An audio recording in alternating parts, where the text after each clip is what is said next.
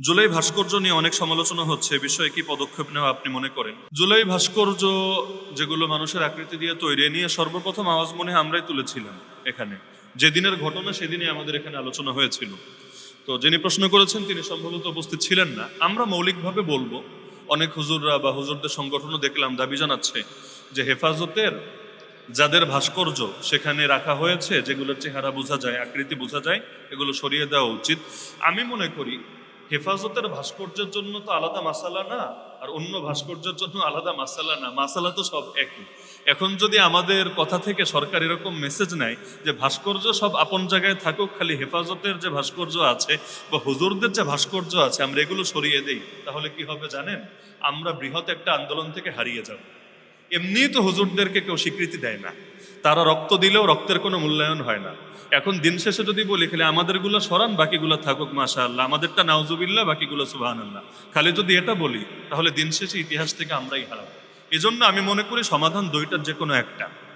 এক নম্বর সমাধান হলো সবগুলো ভাস্কর্যের ব্যাপারে আমাদের অবস্থান একই থাকবে। কারণ ভাস্কর্য শেখ মুজিবেরটা বানালেও যে মাসালা, ভাস্কর্য অন্য দলের নেতার বানালেও সে মাসালা, ভাগাভাগি করার সুযোগ নাই। কেউ যদি ভাগাভাগি করে ও দলান্ধ, কেউ যদি ভাগাভাগি করে দলান্ধ, বুঝতে হবে আওয়ামী লীগ নিয়ে তার চুলকানি, এজন্য সে শেখ মুজিবের ভাস্কর্যের বিরুদ্ধে, অন্য ভাস্কর্য নিয়ে বলছে না। না হলে আল্লাহ নবীর ভাস্কর্য যদি কেউ বানায় সেটার বিরুদ্ধে আমাদের অবস্থান নিতে হবে, এটাই কথা, ইখতিলাফের কোনো সুযোগ নাই। তাহলে আমরা হয়তো সব ভাস্কর্য নিয়ে বলবো সব সরাও, অথবা আমরা বলবো ভাস্কর্য থাকুক, কিন্তু যা কিছু নিষিদ্ধ, যেমন চেহারার আকৃতি বোঝা যাওয়া নিষিদ্ধ, তাহলে চেহারার আকৃতিটা সরিয়ে দাও, বাকিটা থাকুক। কেউ যদি আঙ্গুলের ভাস্কর্য বানায়, হাতের ভাস্কর্য বানায়, অথবা আকৃতি স্পষ্ট বোঝা যায় না এমন কিছু বানায়, ইসলামে সেটা কিন্তু নিষিদ্ধ না। নিষিদ্ধ হলো এমন জিনিস যেটার মুখাবয়ব, যেটার চেহারা আকৃতি স্পষ্টভাবে ভেসে ওঠে। তাহলে চেহারা না বোঝায়ও তো কিছু বানানো সম্ভব। তাহলে যেগুলো তোমরা বানিয়েছো জাস্ট চেহারাগুলো নাই করে দাও। আল্লাহ রসুল সাল্লাহ সাল্লাম যখন মক্কা বিজয় করলেন, ওই কাবার মধ্যে যে মূর্তিগুলো ছিল এর মধ্যে কিছু ছিল এমন দেয়ালে, কাবার দেয়ালে পর্যন্ত এগুলো আঁকা হয়েছিল, মানে একদম দেয়াল খোদাই করে আঁকা হয়েছিল। এখন বাকিগুলো তো সরিয়ে দিয়েছে, এগুলোর কি করবে? আল্লাহ রসুল বলেছিলেন প্রলেপ লাগিয়ে দাও, উপর দিয়ে এমন কিছু লাগিয়ে দাও যাতে এটা আর আলাদা করে না বোঝা যায়। তো বেশ সহজ। আপনারা যে ভাস্কর্যগুলো বানিয়েছেন মাসালা সব একই, ওই হুজুরদেরটাই হোক আর অন্যদেরটাই হোক, এই চেহারাগুলো যাতে আড়াল হয়ে যায় আপনারা এই ব্যবস্থা করেন। কিন্তু আমার একটা দুঃখ আছে, বিশেষ করে এই দেশের হুজুরদেরকে নিয়ে, যার মধ্যে আমিও আছি, আমিও তো হুজুর। দুঃখটা হলো আমরা অনেক সময় দাবি জানাই এমন লোকদের কাছে যাদের দিয়ে কখনো দাবি পূরণ হবে না। যেমন মনে করেন কাদিয়ানীদের কাফের ঘোষণার একটা দাবি এই অঞ্চলে শুরু থেকেই চলে আসছে, এবং এটা দাবি করা উচিত, আমাদের ইমানে দায়িত্ববোধ। আমাদের স্লোগান থাকে যে কাফের কাফের, কাদিয়ানীরা কাফের, সংসদে আইন চাই, এই জাতীয় বিভিন্ন কথা থাকে। আচ্ছা, সংসদে কাদিয়ানীরা মুসলমান নেই, আইনটা কারা করবে আমাকে বলেন তো? নাস্তিকরা, সেকুলাররা, বামরামরা, কারা করবে? এগুলো তো করবে খাঁটি মুসলমানরা। তাহলে খাঁটি মুসলমানরা যদি সংসদে না যায় তাহলে আইন কি আপনার বাপে আর আপনার দুলাভাই করবে? আপনি একদিকে চেষ্টা করবেন যে ইসলামী দলগুলো যাতে ক্ষমতায় যেতে না পারে, তার এই দোষ, তার ওই দোষ, এই সমস্যা, ওর এইটা এমন কেন, ওর ওইটা এমন কেন, খালি সবাই রে আপনি পচায় রাখবেন। দিন শেষে ক্ষমতায় পাঠাবেন তাদেরকে, বলবেন এরা মন্দের ভালো, এরা তো আমাদের মাদ্রাসায় টাকা দেয় মাশাআল্লাহ, আমাদের মসজিদে দান করে মাশাআল্লাহ, এদেরকে ক্ষমতায় পাঠাবেন। এরপর বলবেন কাদিয়ানির বিরুদ্ধে, হিজবুত তাওহীদের বিরুদ্ধে, অমুকের বিরুদ্ধে, তমুকের বিরুদ্ধে। ভাই মনে রাখেন, ওরা কাদিয়ানীদের বিরুদ্ধে কখনোই অবস্থান নেবে না। কারণ কাদিয়ানির বিরুদ্ধে অবস্থান নিলে, কাদিয়ানীদের হেড অফিস কোথায়? লন্ডনে, ব্রিটেনে। তো আজকে যদি কাদিয়ানির বিরুদ্ধে অবস্থান নেয়, দেখবেন পুরো ব্রিটেন না, খালি গোটা ইউরোপীয় ইউনিয়ন, জাতিসংঘ, আমেরিকা, পশ্চিমা বিশ্বে একযোগে মাঠে নেমেছে। বিবিসি, সিএনএন, রয়টার্স সব গরম হয়ে গিয়েছে। বলবে দেখো বাংলাদেশে সংখ্যালঘুর অধিকার হরণ করা হচ্ছে। সংখ্যালঘু মানে খালি হিন্দু খ্রিস্টান না, এই কাদিয়ানীদেরকেও সংখ্যালঘু হিসেবে চিহ্নিত করে সারা দুনিয়া এমন অবস্থান নেবে সরকারের গদি নড়ে যাবে। এজন্য আপনারা আন্দোলন করে একদম যদি হাজার লাশও পড়ে যায়, দেখবেন সরকার এগুলোতে নাক গলাবে না। যেই সরকারই আসুক না কেন, একমাত্র সেই সরকারই এগুলো নিয়ে গরম হবে যেই সরকারের গদির চাইতেও আল্লাহর ভয় বেশি আছে। যে আল্লাহর ভয় এই পরিমাণ আছে, প্রয়োজনে শহীদ হবে, তবুও গদি নিয়ে চিন্তা করবে না, আদর্শে আপোষ করবে না। ওই রকম সরকার যতদিন না আসবে, খালি মিছিলই হবে, লং মার্চই হবে, মহাসমাবেশী হবে, কাজের কাজ কিছু হবে না। এজন্য ক্ষমতায় কাদের পাঠাবেন ওইটা চিন্তা করেন, এরপর আইন কি বানাবেন ওইটা নিয়ে কথা বললেন। না হলে এই 54 বছর গিয়েছে, আরো 500 বছর যাবে, তবু আমাদের দাবি কখনো আদায় হবে না। আল্লাহ আমাদের বুঝ দান করুন। এক ভাই জিজ্ঞেস করেছে, সম্প্রতি এক লোক পায়ে হেঁটে হজ করার উদ্দেশ্যে বের হলেন, কিন্তু পায়ে হেঁটে যাওয়ার জন্য 4 গুণ টাকা লাগে, এখন তার হজ কি হবে? এ আর এক ভাইরালের রোগ আমাদের বাংলাদেশে এবং দুনিয়ার বহু মানুষরে ধরে। পায়ে হেঁটে হজ করার মধ্যে কি ফজিলত আছে আমারে বুঝান। ইসলাম সহজ করেছে, এমনকি অনেক বিধানরে পর্যন্ত, যেমন নারীদের মাসিক হয়, ইসলাম বলেছে মাসিকের দিনগুলোতে যেই নামাজ পড়তে পারবো না, নামাজের কাজাও লাগবে না, কাজা করাও লাগবে না। কেন? কারণ প্রত্যেক মাসেই তোমার 3 দিন থেকে সর্বোচ্চ 10 দিন তোমার নামাজ ছুটবে। 10 দিনে 50 ওয়াক্ত নামাজ, তো বাকি 20 দিনে তোমার কাজা করতে বললে 20 দিনে এমনি আছে 100 ওয়াক্ত, সঙ্গে যুক্ত হবে আরো 50 ওয়াক্ত, মানে 150। তোমার জন্য কষ্ট হবে, থাক, এটা কাজাই করা লাগবে না। রমজান মাসে সফরে বের হলে ইসলাম ছাড় দিয়েছে, চাইলে ফরজ রোজা রাখতেও পারো, বেশি কষ্ট না হলে, আর কষ্ট হলে দরকার নেই, পরে কাজা করে নিও, কোনো সমস্যা হবে না, পাপ হবে না। তাহলে কি বুঝলেন, ইসলাম সহজতায় বিশ্বাসী না কঠিনতায় বিশ্বাসী? এমনকি সহি হাদিসে আছে, আল্লাহ নবীকে কখনো যদি অপশন দেওয়া হতো 2 জিনিসের মধ্যে, যে আপনি চাইলে এটাও নিতে পারেন ইয়া রাসূলুল্লাহ, এটাও নিতে পারেন, নবী সবসময় সহজটা নিতেন। ইসলাম যদি সহজতায় বিশ্বাসী হয়, তাহলে যেই যুগে বিমান আছে 8 ঘন্টাও লাগে না, কখনো 6-7 ঘন্টায়ও যাওয়া যায়, তো সেখানে আপনার কি ঠেকা পড়েছে পায়ে হেঁটে হেঁটে আপনি এভাবে বের হবেন? আমার কাছে মনে হয় এখানে 2টা জিনিস আছে, এক হলো এটা, আর আরেক হলো ভাইরাল হওয়া। বলবেন এটা কিভাবে?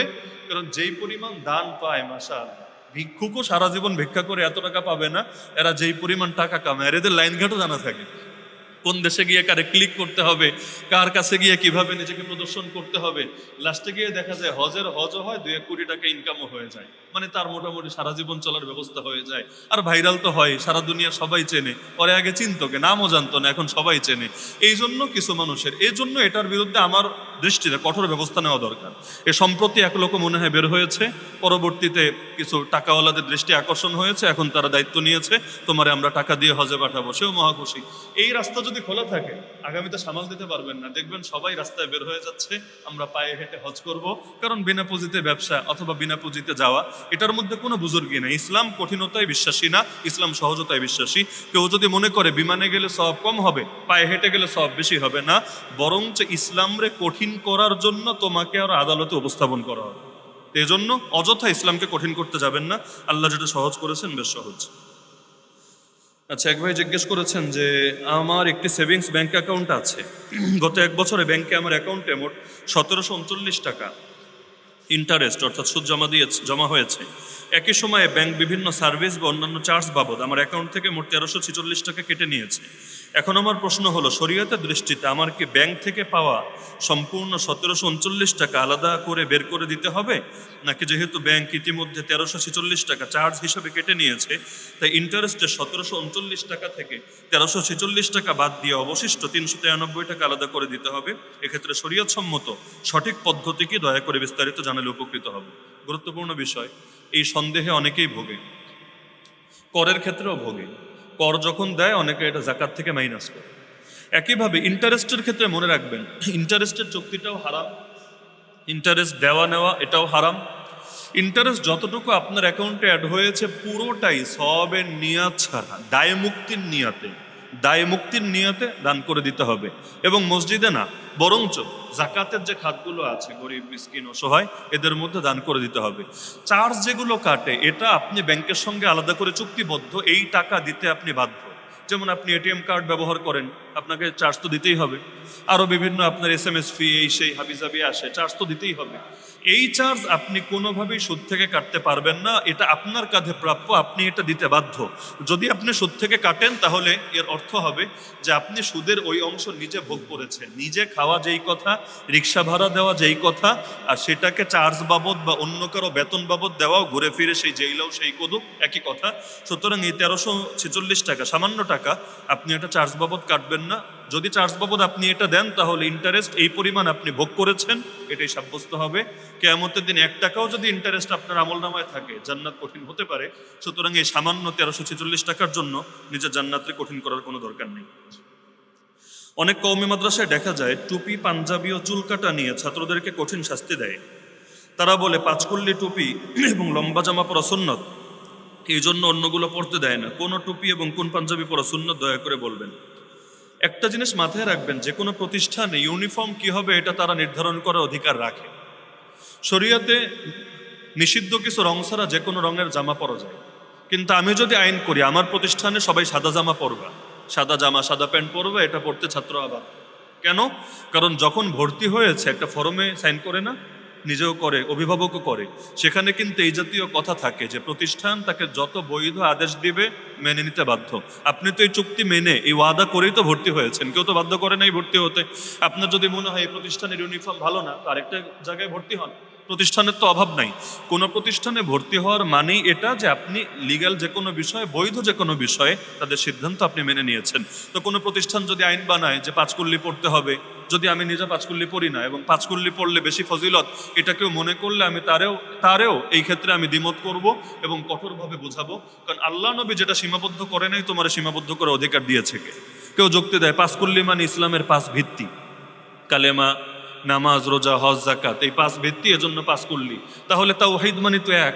ওই যে মানুষ মরার সময় অনেক সময় ইশারা দেয়, আমরা আশহাদু আল্লাহ ইলাহা বলার সময় এক ইশারা দেই, তাহলে তো ভাই এক কুল্লি টুপি বানাতে হবে। তাওহীদের মধ্যে সবই তো আছে, তাওহীদের মধ্যে সব আছে না? আবার 5 কেন? ইসলামে 5-এর বাইরেও তো বিধান আছে, যেমন জিহাদ নাই 5-এর মধ্যে, অথচ নবী বলেন জিহাদ হলো ইসলামের সর্বোচ্চ শিখর, তাহলে 6 কুল্লি বানাও। এরকম যুক্তি দিয়ে কি ইসলাম চলবে? আল্লাহ নবী তার সাহাবীরা কি খালি 5 কুল্লি পড়তো?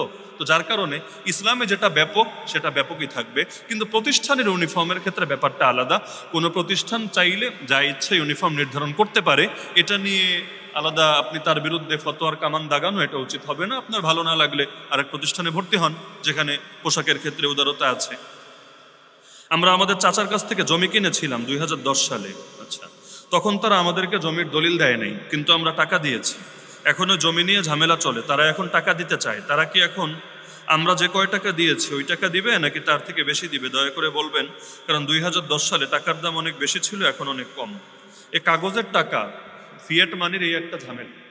শুধুমাত্র জমি নিয়ে না, মনে করেন কেউ বিয়ে করেছে 71 সালে, মোহর দেয় নেই, এখন 2026-এ এসে মোহর দিবে। ওই সময় ধরেন সে 2000 টাকা মোহর লিখেছে, তখন 2000-ই বিশাল ব্যাপার। এখন যখন সে এসে মোহর দিবে, আমি যদি ফতোয়া দিই না রে ভাই 2000 দিলে হবে না, 2 লাখ দিতে হবে, কারণ এখন টাকার দাম পড়ে গিয়েছে, এই ফতোয়া এটা ঠিক হবে না। যেই ক্ষেত্রে আমরা টাকা নির্ধারণ করে দিব, টাকার সংখ্যা নির্ধারণ করে দিব, এখন টাকার মূল্যমান কমুক বা বাড়ুক, সেই ক্ষেত্রে আমাকে ওইটাই দিতে হবে, এখানে কম বেশি করার কোনো সুযোগ নাই। যেমন খেজুর দিয়ে কেউ যদি খেজুর কেনা বেচা করে, হাদিসের মধ্যে বলা হয়েছে যে 2 কেজি দিয়ে যদি 1 কেজি কেনা বেচা করে সুদ হবে, সুদ। তাহলে পরামর্শ কি? এখন একটা নিম্নমানের খেজুর, একটা ভালো মানের খেজুর, দুইটার তো রেট এক না, মার্কেট প্রাইস এক না, তাহলে অদল বদল করবো কিভাবে? নবী পরামর্শ দিয়েছে তোমারটা বাজারে বেচো, এরপর তুমি পয়সা দিয়ে ওইটা খরিদ করো, তাহলেই তো হয়ে গেল। কিন্তু অদল বদল করতে চাইলে সেখানে কম বেশ করার কোনো সুযোগ নাই। তো যার কারণে আপনার যদি এখন টাকা পয়সা দিয়ে জমি আবার এটা ফেরত নিতে হয়, তাহলে ওই সময় যত নির্ধারিত ছিল ওইটার কথাই আমরা বলতে পারবো। এখানে টাকার দাম কত কমলো, কত বাড়লো, বছরে মূল্যস্ফীতি কত পার্সেন্ট হলো, এগুলো আসলে এখানে বিবেচ্য হবে না। আর সেখানে যদি আপনারা স্বর্ণ দিয়ে হিসাব করতেন অথবা টাকার বদলে অন্য কোনো মূল্যমান আপনারা ধরে যদি লিখতেন, তাহলে আমরা বলতে পারতাম। যেমন অনেকে বিয়েতে মোহর নির্ধারণ করে যে টাকা না, মোহরে ফাতেমে দিব, এই শব্দই বলে মোহরে ফাতেমি দিব। তো মোহরে ফাতেমি তো শরীয়তে নির্ধারিত যে 500 দিরহাম, সেই ক্ষেত্রে এত গ্রাম আসে রূপা। তো ওইটা তো রূপার দাম তো সবসময় এক থাকবে না, রূপার দাম কম হবে বেশি হবে, আমরা এখন দিলে বাজার দর ধরে আমরা দিব। কিন্তু যখন টাকা লিখে দেয়, সংখ্যাটা লিখে দেয়, সেখানে আসলে মূল্যস্ফীতি তো প্রতিদিনও হতে থাকে। মানে শুধু 10 বছর হয়েছে বলে সংখ্যাটা বেশি দেখা যাচ্ছে, প্রতি বছরেও হয়, 6 মাসেও হয়। তাহলে আমরা ঋণের লেনদেনও করতে পারবো না, কারণ আপনারা আজকে টাকা দিব, 6 মাস পর আপনি যখন ফেরত দিলেন তখনও টাকার দাম পড়ে গেছে। তো টাকার দাম যদি পড়ে, আমি তো নেওয়ার সময় বেশি নিতে পারবো না, সুদ হয়ে যাবে। এজন্য টাকার লেনদেনে এটা সতর্ক থাকবেন। ইয়াজিদকে কাফের নাকি জালেম, এই ব্যাপারে আমাদের আকীদা কিরকম থাকা উচিত? ইয়াজিদকে আহলে সুন্নাত ওয়াল জামাতের অধিকাংশ ইমামই ডাইরেক্ট কাফের বলে না, জালেম বলে, ফাসেক বলে। কাফের কেউ কেউ বলেছেন, আমি অস্বীকার করছি না, কিন্তু অধিকাংশ হকপন্থী মুহাক্কিক ওলামায়ে কেরাম জালেম বলে, ফাসেক বলে। তো জালেম আর ফাসেক যদি বলে, হ্যাঁ, এখন জালেম আর ফাসেক এটা হালকা শব্দ না, জালেম আর ফাসেক এটা হালকা কোনো শব্দ না। কারণ কাফের হয়েও কেউ ইনসাফ করার কারণে, ভালো কাজ করার কারণে তার শাস্তি কমে যেতে পারে। যেমন আবু তালেব মুসলিম হওয়ার পরেও জাহান্নামে সবচেয়ে কম সাজা তার। অপরদিকে জালেম, কেউ যদি কাউরে জানে মেরে ফেলে অন্যায় ভাবে, এটাও তো জুলুম। কোরআনে আল্লাহ বলে কেউ যদি কোনো মুসলমানকে ইচ্ছাকৃত হত্যা করে সে চিরস্থায়ী জাহান্নামী হবে। এর একটা ব্যাখ্যা, 2 রকম ব্যাখ্যা আছে, এর মধ্যে একটা ব্যাখ্যা হলো চিরস্থায়ী জাহান্নামী হবে এ কারণে, কারণ বান্দার হক যতদিন বান্দা হক না ছাড়ে আল্লাহ মাফ করে না। তো নিহত ব্যক্তি তার হক ছাড়বে না, নিহত ব্যক্তি বলবে আল্লাহ ওরে তুমি সাজা দিতে থাকো, এজন্য জাহান্নামের মধ্যে সে পানিশমেন্ট খেতেই থাকবে, খেতেই থাকবে, খেতেই থাকবে। এ কারণে ইয়াজিদ তো অনেককে হত্যা করেছে, হুসাইন রাদিয়াল্লাহু আনহুকে শুধু না, বরঞ্চ হুসাইন রাদিয়াল্লাহু সে হত্যা করেছে না তার বাহিনী হত্যা করেছে ওই বিতর্কে আমি যাচ্ছি না, যদিও এখানে তার দায় অস্বীকার করা যাবে না, কারণ যারা হত্যা করেছে এদের বিরুদ্ধে কি অ্যাকশন নিয়েছে? কিছুই তো নেয়নি। এদের বিরুদ্ধে উল্লেখযোগ্য কোনো অ্যাকশনে সে যায় নাই। যদি আসলেই আহলে বাইতের মহব্বত থাকতো এগুলোর বিরুদ্ধে সে কোনো অবস্থানে যেত, কিন্তু তার বহু দায় এখানে আছে। কিন্তু আমরা বলতে চাই যে ইয়াজিদ মদিনাবাসী সহ অসংখ্য মানুষকে হত্যা করেছে, নিঃসন্দেহে জালেম, নিঃসন্দেহে পাপী, নিঃসন্দেহে ধোঁকাবাজ। ধোঁকাবাজ কিভাবে? ইমাম হাসান এবং হুসাইন রাদিয়াল্লাহু আনহুর এক ভাইয়ের নাম মুহাম্মদ ইবনুল হানাফিয়া, মানে মা ভিন্ন কিন্তু আলী রাদিয়াল্লাহু আনহুর পুত্র। ফাতেমা রাদিয়াল্লাহু আনহা যতদিন জীবিত ছিলেন আলী রাদিয়াল্লাহু আনহু বিয়ে করেননি, কিন্তু ওনার ওফাতের পরে তিনি অন্য বিয়ে করেছেন। তো মুহাম্মদ ইবনুল হানাফিয়া তিনি ছিলেন বুজুর্গ মানুষ, সাদাসিধা মানুষ। তো বুজুর্গ মানুষদের একটা দিক হলো তারা নিজেরা যেমন ভালো সবাইরে ভালো মনে করে। এই জন্য দোকানদারেও ঠকায়, রিক্সাওয়ালাও ঠকায়, সবাই ঠকায়, কারণ সে যেহেতু ভালো সবাইরে ভালো মনে করে। ওই তাহাজ্জুদের গল্প আছে না, পুকুর পাড়ে গিয়েছে রাত 3টায় উঠে, এখন হুজুর গিয়েছে তো তাহাজ্জুদের উজু করবে, কিন্তু ওপারে একটা চোর চুরি করে ফ্রেশ হতে এসেছে। এখন হুজুর দেখে ভাবছে, আল্লাহ তোমার দুনিয়া আমি একাই তাহাজ্জুদ গুজার না, আরো অনেক তাহাজ্জুদ গুজার আছে মাশাআল্লাহ। আর ওদিকে চোর ভাবছে, কিরে আমি একাই চুরি করি না, হুজুররাও দেখি টুকটাক চুরি টুরি করে। তো মানুষের বিষয়টাই এমন যে নিজে ভালো আরেকজনকে ভালো মনে করে, যে নিজে খারাপ আরেকজনকে খারাপ মনে করে। আরবিতে প্রবাদও আছে, আল মারউ ইয়াকিসু আলা নাফসিহি। তো মুহাম্মদ ইবনে হানাফিয়া ভালো মানুষ ছিলেন। ইয়াজিদ এই কারবালার ঘটনার পরে ওনাকে ডাকিয়ে নিয়েছে মেহমান হিসাবে, রাষ্ট্রীয় মেহমান। নেওয়ার পরে উনি সপ্তাহখানেক বা যে কয়দিন ছিলেন, ইয়াজিদ মাশাআল্লাহ এমন পীর সাহেব, এমন বুজুর্গ সেজেছে। নামাজ তো মিস নাই, একদম তাকবীরুল্লাহর সাথে, জামাতের সাথে। এমনকি হুজুরের কাছে একটু পরপর গিয়ে হাঁটু গেড়ে বসে মাসালা মাসাইল জিজ্ঞেস করে, খেদমত করে, বিনয় যেন উপচে পড়ে। উদ্দেশ্য কি? উদ্দেশ্য হলো ইমেজ পুনরুদ্ধার করা, কারণ কারবালার ঘটনার কারণে সবাই খেপা ছিল তার বিরুদ্ধে।